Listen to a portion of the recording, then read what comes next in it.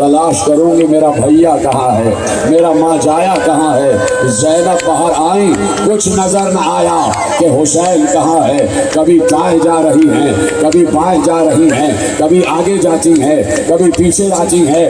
لاکھوں کا ازدحام ہے، زینب کو اپنا بھائی نظر نہیں آ رہا۔ ایک بار زینب تلے زینبیہ پہ چڑھی، زینب ایک بلندی پر آ گئی۔ اب جو وہاں بلندی سے دیکھا تو بہن کا کلیجہ کٹ گیا، اس لیے کہ خدا کسی بہن کو یہ وقت نہ دکھائے کہ بہن دیکھ رہی ہو اور بھائی کا گلا کاٹا جا رہا ہو۔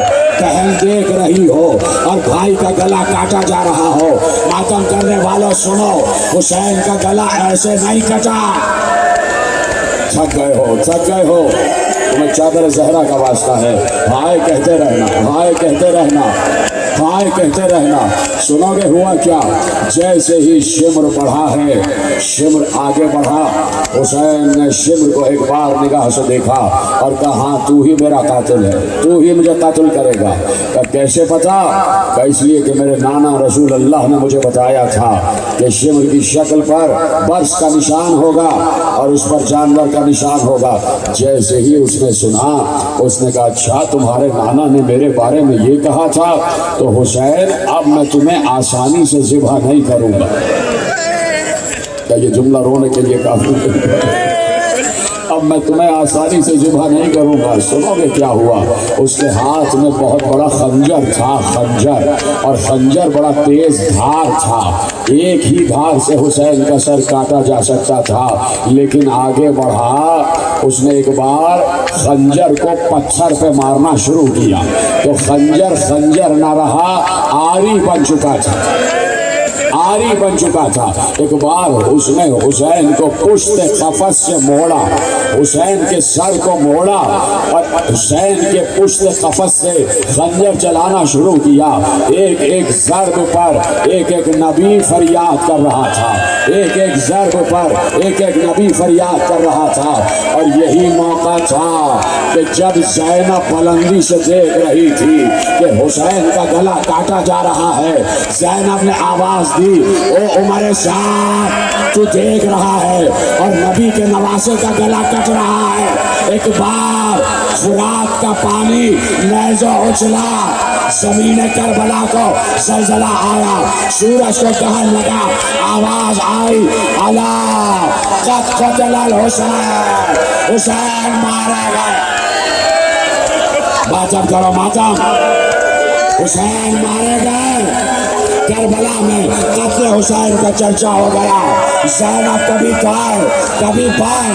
ایک بار سید سجاد نے جیسے ہی خیمے کا پردہ ہٹایا، دیکھا حسین کا سر نوکے سے نافع، حضرکم اللہ، حسین کا سر نوکے سے نافع، کٹ گیا سر حسین، اجڑ گئی زینب، ہو گئی سکینہ یتیم، آ گئی غریبوں کی شام، لے کے آ گئے تعزیت نامے۔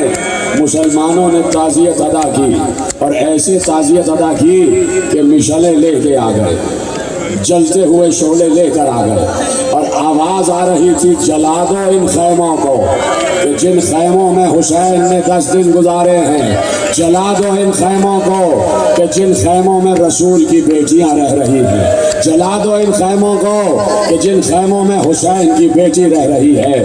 اب خود بیان ہو رہا ہے، خود فیصلہ کہہ رہی ہیں، خود زینب کہہ رہی ہیں کہ خیموں میں آگ لگنا شروع ہوئی۔ میں پڑھ چکا اور تم نے سن لیا، یہ کوئی معمولی مسائل نہیں تھے، مجھے پتا ہے تم سب چکے ہو، بڑا ماتم کیا ہے تم نے۔ میں بھی 10 دن سے زندگی میں مصروف ہوں، آج میں بھی مسلسل مسائل پڑھتے آ رہا ہوں، لیکن اصل بات تو یہی ہے نا کہ کام تو حسین نے کر دیا، لیکن آج جو حسین حسین ہو رہا ہے وہ زینب کی وجہ سے ہو رہا ہے، وہ زینب کی وجہ سے ہو رہا ہے۔ تو آؤ اس وقت قرصہ دو نا زینب کو، آؤ اس وقت قرصہ دو نا زینب کو۔ خدا کسی گھر پر یہ وقت نہ لائے کہ گھر جل رہا ہو اور آگ بجھانے کے لیے پانی بھی نہ ہو، آگ بجھانے کے لیے پانی بھی نہ ہو۔ خیموں میں آگ لگی، بیویاں ایک خیمے سے دوسرے خیمے, دوسرے سے تیسرے خیمے.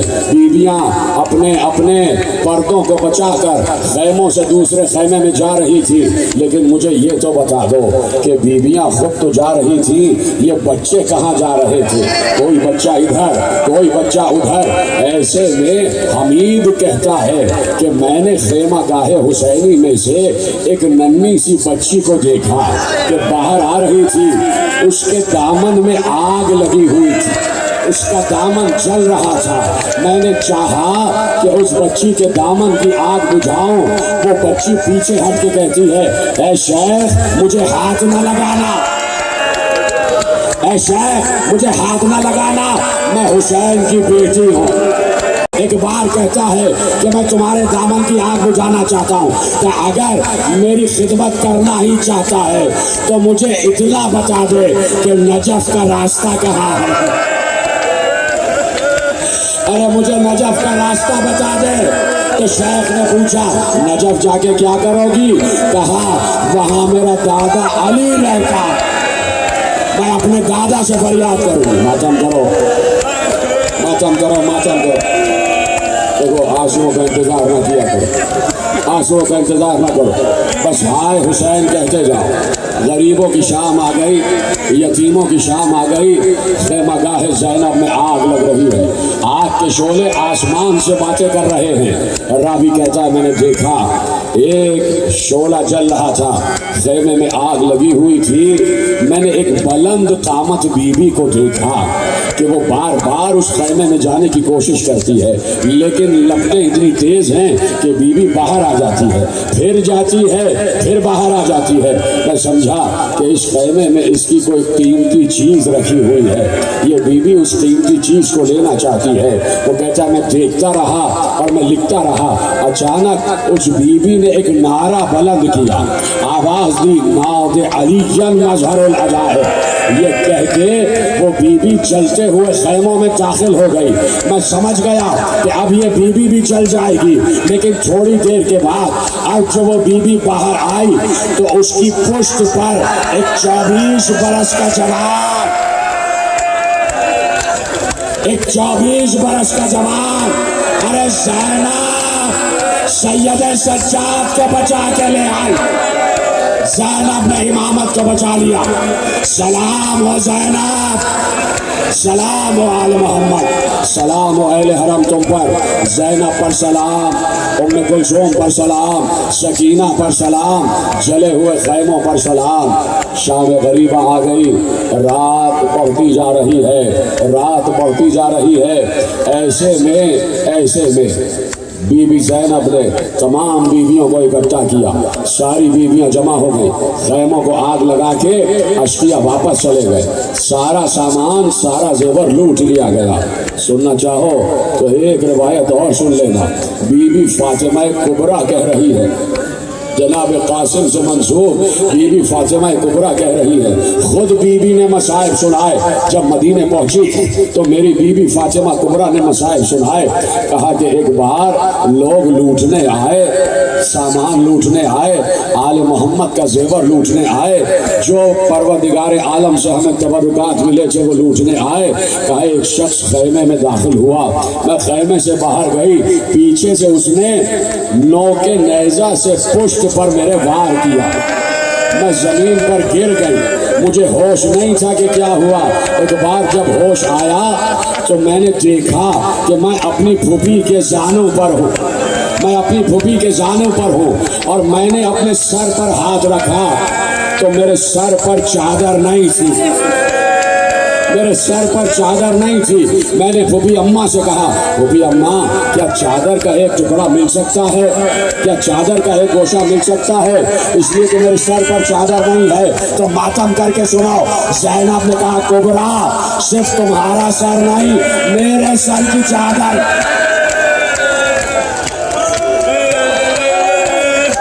مجھے آوازیں نہیں آ رہی رونے کی. اس وقت ایک سید زیادہ ممبر پہ بیٹھا ہوا ہے, ہمارے گھر کا نقصان ہوا ہے, آل محمد تمہارے سامنے بیٹھا ہوا ہے. کیا تعزیت دینے کے لیے دو لفظ نہیں ہیں تمہارے پاس؟ کیا تمہاری آوازیں بلند نہیں ہو سکتی؟ مجھے بتاؤ. ایک ادنا سا غلام امام زمانہ کا کہہ رہا ہے، اور میں دعوے سے کہہ رہا ہوں اس وقت امام زمانہ بھی یہیں پر ہے، میرے وقت کا امام بھی پرسہ لینے آیا ہے، تو کہو نا ہائے زینب، چیخ کے کہو نا ہائے سکینہ، گریہ کرو، جتنا بھی کھڑا ہے سب گریہ کرو، یہ اسٹیج میں جو سارے یہ سب کے رونے کی آواز آنی چاہیے، میری بیویاں بھی ماتم کریں، میرے نوجوان بھی ماتم کریں، اصل کام تو زینب نے کیا ہے، حسین تو سر کٹا کے سو گئے، آج جو حسین حسین کہہ رہے ہو یہ زینب کا صدقہ ہے، یہ زینب کا صدقہ ہے، تو آؤ زینب کا پرسہ دے لو، کہا کہ کبرا میرے سر کی رضا بھی چھن گئی، میرے سر کی رضا بھی چھن گئی، کسی کے سر سے رضا باقی نہ رہی۔